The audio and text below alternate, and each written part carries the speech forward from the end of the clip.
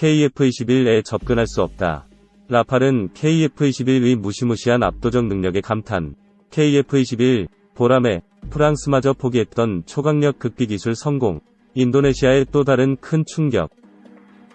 시청자 여러분 안녕하십니까? 남북의 창 시작하겠습니다.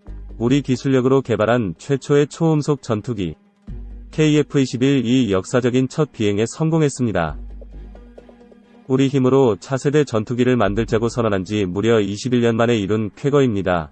KF-21위 성공으로 우리 육해공군의 또 다른 전력에도 관심이 쏠립니다. 북한의 핵미사일 위협에 맞설 우리의 최첨단 무기들은 과연 어떤 것들이 있을지 살펴보겠습니다. 네.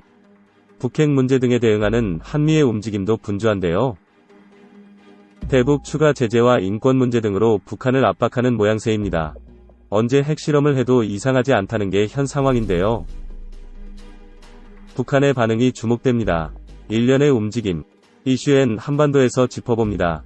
한국을 찾은 제닛 옐렌 미 재무장관. 전기차 배터리 시설을 견학하고 한미 협력의 중요성을 재차 강조했습니다. 중국 견제 메시지도 빼놓지 않았습니다.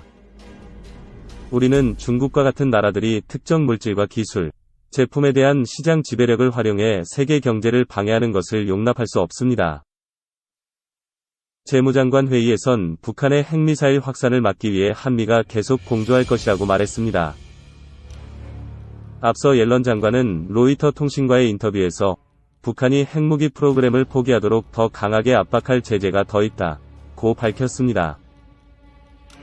우리 정부는 지난 5년간 공석이었던 북한 인권대사에 이신화 고려대 정치외교학과 교수를 내정했습니다. 대통령실은 북한인권재단 출범을 적극 추진하겠다고도 밝혔습니다. 지난 정부와의 어떤 차별화 전략이면서도 대북적인 측면에서 대단히 강경적인 이번 정부의 포지션, 입장을 명확히 했다고 봐요. 그런 측면에서 놓고 본다면 분명히 반발이 있을 거라고 보고요. 자주 국방과 전력 증강을 위한 군의 움직임도 빨라지고 있습니다. 우리 손으로 만든 초음속 전투기 KF-21이 지난 19일 첫 시험 비행에 성공했습니다. 2032년까지 KF-21 120대를 배치해 3에서 40년이 지난 노후 전투기 100여 대를 대체할 계획입니다. 보통 해외에서 무기체계를 도입을 해오면 우리가 만든 정밀무장 이런 것들을 통합하기 어려운 측면이 있고 그 다음에 유지운용 비용이 너무 올라가고 그 다음에 좀 보통 우리가 비행기 한번 사면 거의 한 40년 심지어 50년까지 쓰게 되는데 부품 수급 같은 것들이 거의 되지 않고 하는 그런 문제들이 생길 수가 있습니다.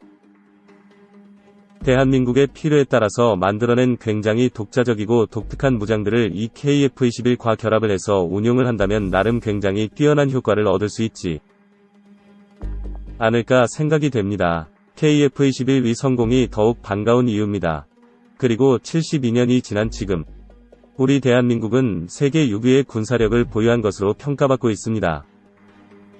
북한이 핵과 미사일을 고도화하고 있지만 지상과 바다, 공중을 지키는 우리의 핵심 전력을 보면 북한을 두려워하기만 할 이유는 없다는 평가입니다.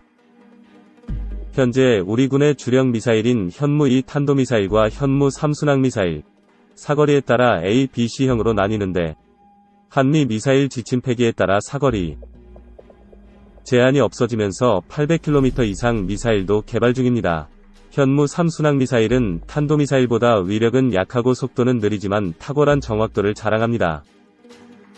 2020년엔 수톤 무게의 세계 최대급 탄두를 탑재한 괴물미사일 현무-4도 개발했습니다.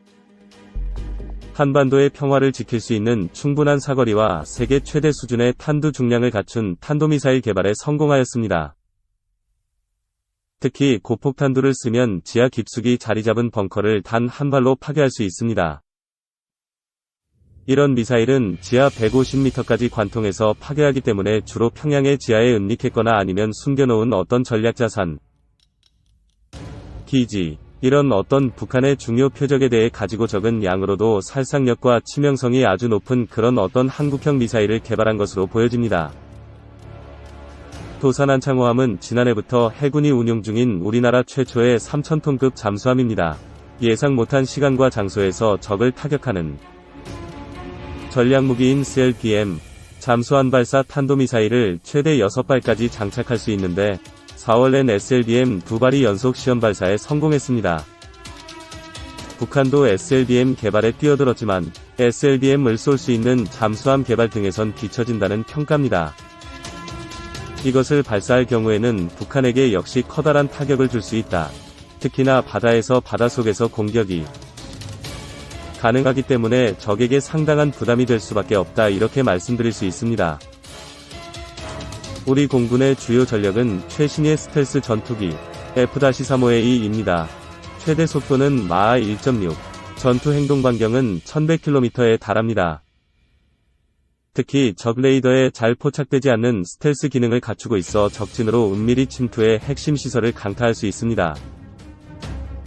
북한이 가장 두려워하는 공격 자산의 하나로 불립니다. 현재 우리가 40대 벌써 다 갖고 들어왔어요. 얼마 전에 20대 추가하겠다고 이제 결정이 됐죠.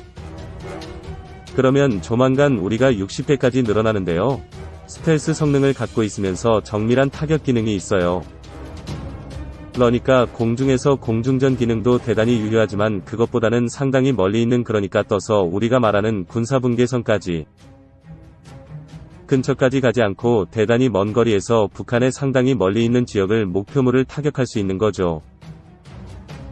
우리 군은 2024년까지 합동전략사령부를 꾸려 각 군에 흩어져 있는 6회 공군의 전략자산을 통합 운영할 계획입니다. 정권이 바뀐 터라 다소 조정될 순 있겠지만 지난해에는 2025년까지 국방비 315조 원을 투입해 경항공모함 건조 등 국방중기 계획도 발표했습니다. 북한의 위협은 물론 한반도를 둘러싼 강대국들의 군사력 강화에 대응할 수밖에 없는 건데, 한편으론 군비 경쟁이 더욱 치열해질 거란 우려도 커집니다.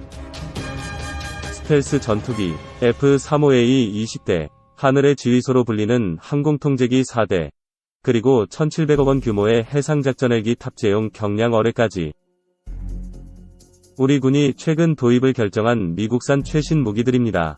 실질적으로 이런 어떤 미국 무기를 갖고 들어왔을 때 기술 이전이나 이런 측면이 분명히 존재해야 되는데, 사실 이러한 것들이 미국 무기를 들여왔을 때 실제적으로 들여오는 조건으로 우리가 합의를 했음에도 불구하고 그런 것들이 안 지켜지고 결렬된 경우가 너무 많았어요.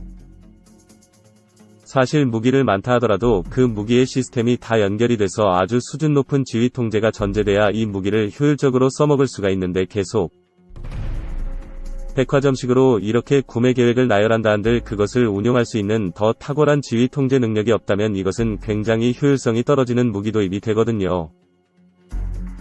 북한은 물론 중국, 러시아, 일본의 군사력 강화에 대응해야 하는 상황, 한편으론 우리의 전력 증강이 역으로 북한과 중국 등을 자극해 군비 경쟁이 가속화하고, 그러면서도 안보는 장담할 수 없는 딜레마가 우려되기도 합니다.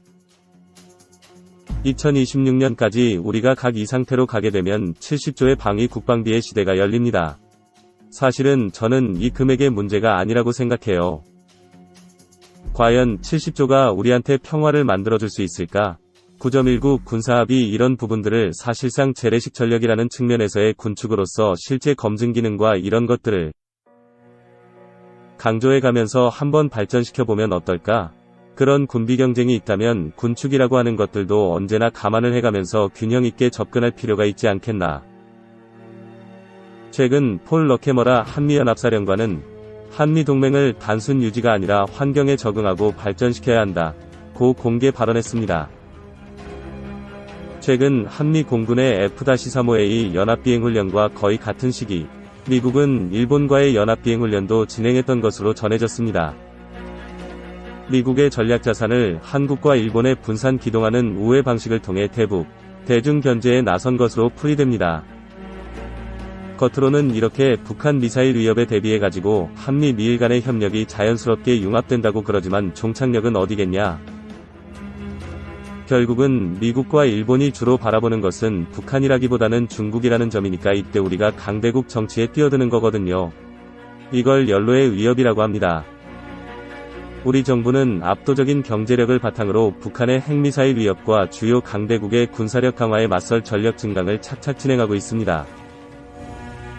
이와 함께 이를 바탕으로 군비 경쟁과 안보 딜레마에 빠지지 않고 북한의 비핵화를 이끌어낼 정교한 전략 마련이 요구됩니다.